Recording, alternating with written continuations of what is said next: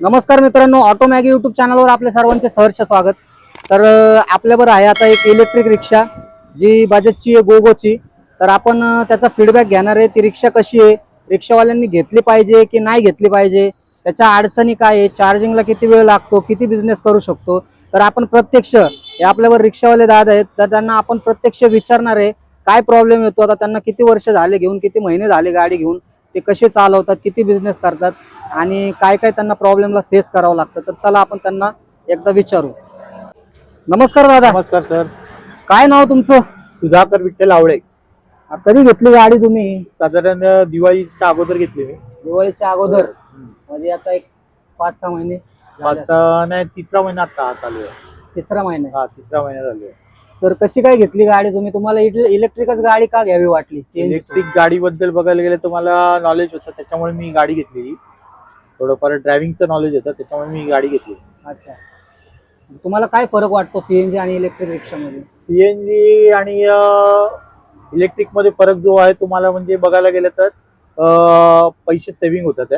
अच्छा.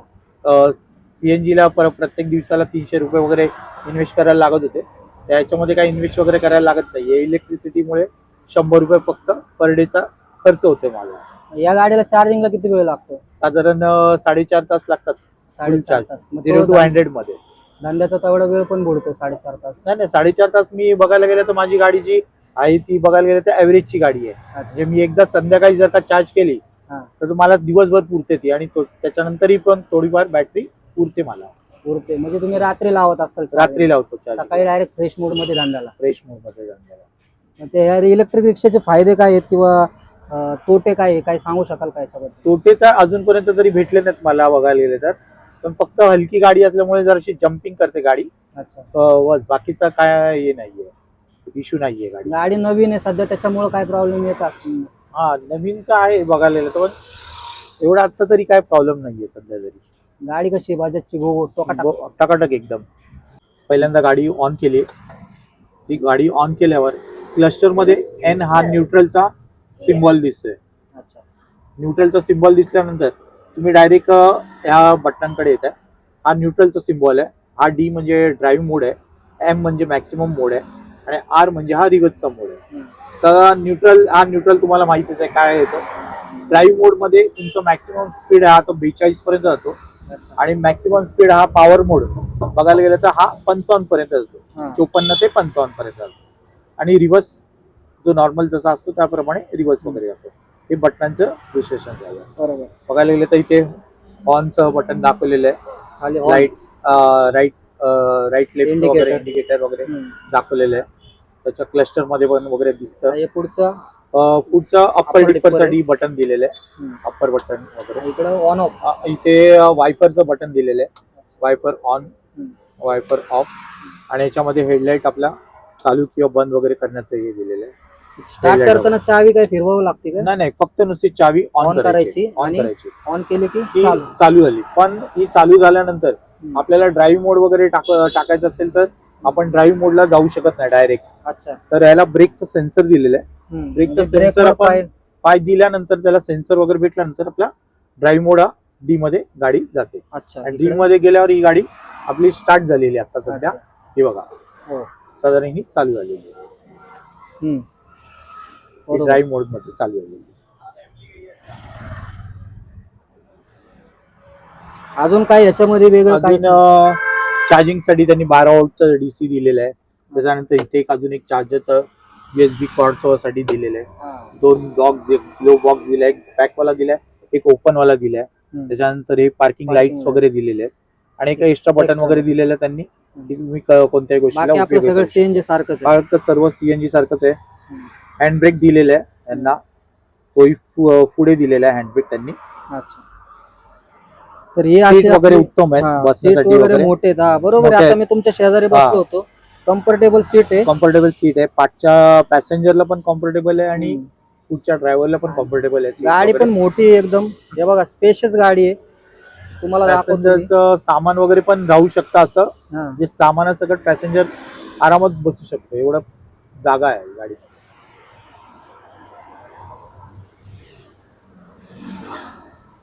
LED headlight वगैरे दिलेलं आहे. गाडीचे हेडलाइट पण वगैरे LED वगैरे दिलेले आहेत, अप्पर डिपर वगैरे हम्म. चांगल्या वगैरे. तर हे बघा, आतून तुम्हाला दाखवतो मी. दरवाजा ओपन करून दरवाजे पण दिलेले आहेत. स्पेस बघा केवढी आहे.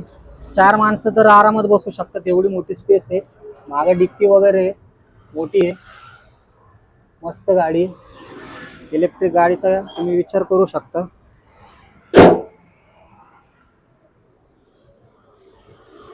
तर हे तर झालं तुम्ही धंद्याचं सांगितलं. आता CNG ला तर गॅस लगेच भरून होतो, कारण CNG स्टेशन जास्त आहेत. पुण्यामध्ये थोडंफार कमी आहेत, तिकडे भरपूर लाईन असते. पण इलेक्ट्रिक रिक्षांना वेळ जातो आणि एक लिमिटेड तुम्ही मोठी भाडे उचलू शकता का, म्हणजे लांब जायचं कुठं? सहज सहज उचलू शकतो, सहज. पण तुमच्या इलेक्ट्रिक मध्ये जर चार्जिंग कमी असेल तर त्यावेळेस काय करतात? बाहेर काही चार्जिंग कमी असते त्यावेळी काय करतो बघायला गेलं तर चार्जिंग आपल्याला दाखवली जाते. हम्म. त्यामुळे बघायला गेलं तर आपल्याला चार्जिंग कमी असेल तर आपण घरीच जाणार. आणि आजचा रिक्षावाला बघायला गेलं तर 150 किलोमीटर हार्ड वर्क करणारा जो आहे तो 150 किलोमीटर चालवतो, आणि तो धंदा करणारा बरोबर 150 किलोमीटर चालवतो जास्तीत जास्त. आणि आपली गाडी देते 200 ऍव्हरेज. 200. त्याच्यामुळे ही गाडी फायदेशीर आहे बघायला गेलं तर. बरोबर आहे. आता मग काय, रिक्षाला एवढा धंदा पण नाही की जास्त पळू शकतो आपण. धंदा नसतो, धंदा करायचा असतो. करायचा असतो, पण तेवढं पण आता 200 किलोमीटर मध्ये आपलं पोटापुरतं होऊन जातं. होऊ शकतं आणि करतो, मी तरी करतोय. त्याच्यामुळं आता चार्जिंगचा तर काही प्रश्न नाही. रात्री चार्जिंगला लावली गाडी, सकाळी जाऊ शकतो आपण. आता या इलेक्ट्रिक रिक्षांचं सर्व्हिसिंगचं काय सांगू शकाल तुम्ही? सर्व्हिसिंग बाबतीत म्हणायचं म्हटलं तर सर्व्हिसिंग सेंटरला जे काही सर्व्हिसिंग करण्यासाठी जी मुलं आहेत त्या लोकांना ह्या ईव्ही गाडीचं सर्व्हिसिंग कशा प्रकारे करायला पाहिजे त्याचं नॉलेज नाहीये. नॉलेज नाही. आणि ज्याला नॉलेज आहे त्याला वेळ नाहीये, आणि ऍप मध्ये काय प्रॉब्लेम आहे असं वगैरे सांगितलं जातं वगैरे, पण त्यांना नॉलेज नाहीये. सर्व्हिसिंगला किती खर्च येतो तुम्हाला? सर्व्हिसिंगला आता सध्या तरी फ्री सर्व्हिसिंग चालू आहे.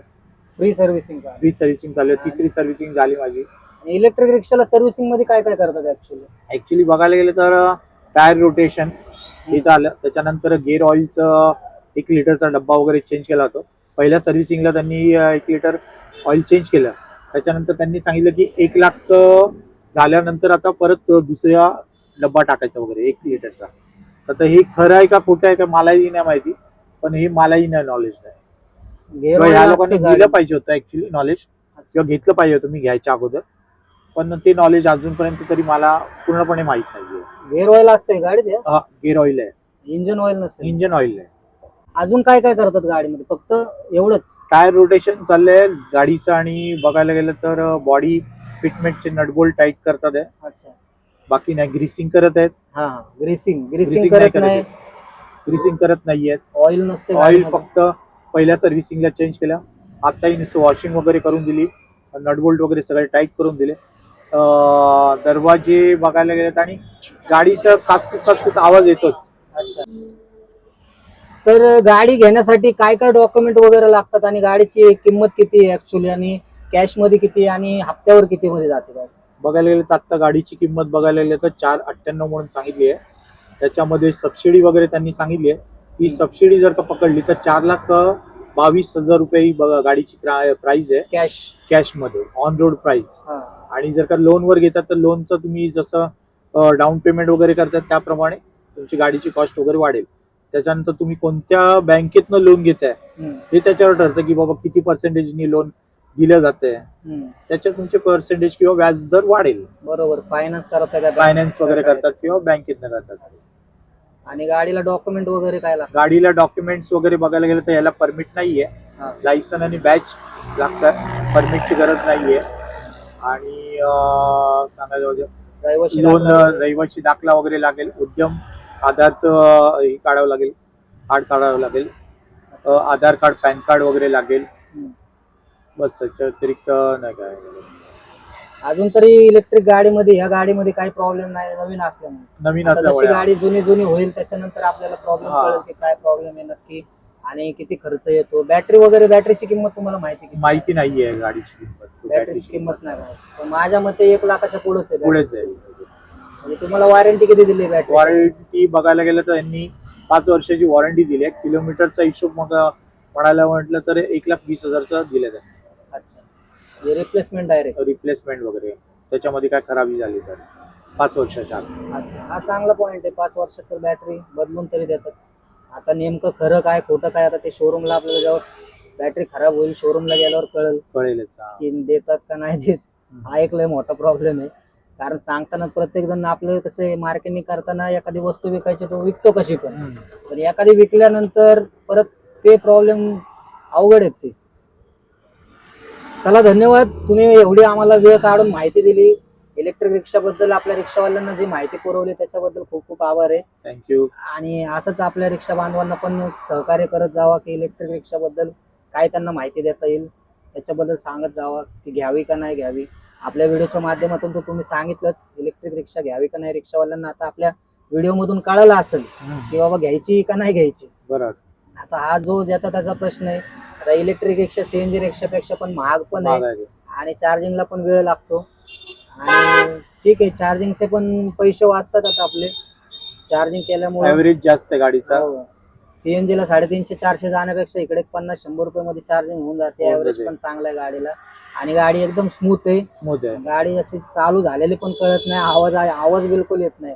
पण गाडीचं कसं आहे पिकअप जबरदस्त असल्यामुळे गाडीला सांभाळून कंट्रोलने चालवायला लागतं. कंट्रोल ठेवावा लागतो. गाडी एकदम पिकअप आहे. झटक्यात गाडी बूम करणं जाते. विशेष म्हणजे 2 हात पकडूनच गाडी चालवावी कारण की त्याच्यासाठी ग्रिप दिलेले ते आणि त्याचाच उपयोग करावा.